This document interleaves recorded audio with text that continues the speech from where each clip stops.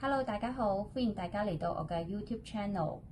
我今個星期都比較忙，回顧返我今個星期嘅工作，處理較多嘅都係醫治新冠患者。以下同大家分享兩個醫案，其中一個醫案係我一位80歲嘅 patient， 佢喺新冠測試陽性之後，第一、第二日出現咗輕微嘅喉嚨痛，發燒一直都喺38度左右。到咗第3日，出現咗食慾不振，數小時內已經連續屙同埋嘔有數次。由於瘟疫之邪已經入侵咗佢嘅脾胃，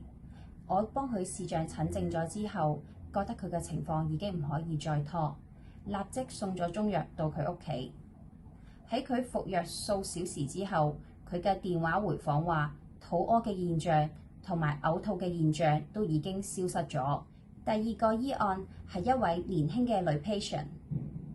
佢喺新冠測試陽性之後，咳嗽、喉嚨痛、發燒，所有嘅症狀都唔明顯，但係佢嘅失眠就好嚴重。病人話俾我聽，佢嘅第一日凌晨4點唔可以入睡，第二日嘅凌晨5點都唔可以入睡。到咗第3日嘅凌晨7點都唔可以入睡，整整3日沒有瞓過覺。病人覺得好奇怪，點解新冠病毒會令到佢日頭唔可以瞓覺，夜晚都唔可以瞓覺，連續幾日都唔可以入睡？之後佢揾我視像診症，我開咗一啲調和陰陽同埋抗病毒嘅中藥俾佢，佢就可以一覺瞓到天光。我都會有一啲小經歷可以同大家分享，譬如喺疫情高峰嘅時候，假如我發現自己有喉嚨痛，我都會服用一啲板藍根、黃芩、藿香嘅濃縮中藥粉。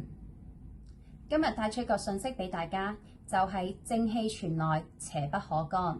意思係我哋嘅肺氣足夠，肺胃功能強，就可以抵抗病毒嘅入侵。